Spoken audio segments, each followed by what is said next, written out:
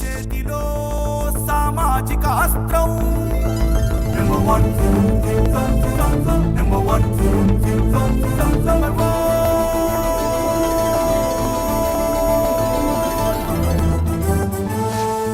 Number one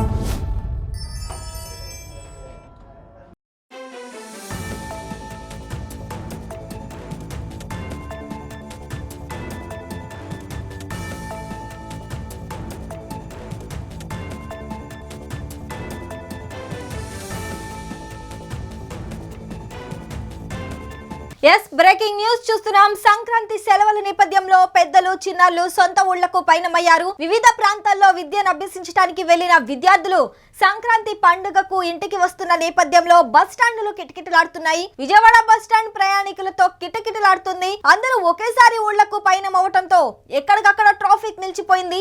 దీంతో ప్రయాణికులు పలు ఇబ్బందులు ఎదుర్కొంటున్నారు.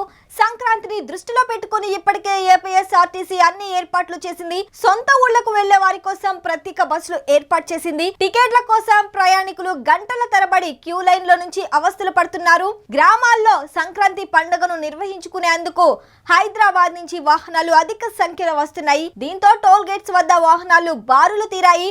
ట్రాఫిక్ కి అంతరాయం ఏర్పడటంతో అటు ఆఫీస్ కి వెళ్లేవారు, సొంత పనులు చేసుకునేవారు ఇబ్బందులు పడుతున్నారు. అయితే ఎక్కువ మంది కార్లలో ఊళ్లకు వెళ్లేందుకు ఆసక్తి చూపుతున్నారు. మరిన్ని లేటెస్ట్ అప్డేట్స్ కోసం చూస్తూనే ఉండండి నెంబర్ 1 న్యూస్. సామాన్యుడి చేతిలో సామాజిక అస్త్రం.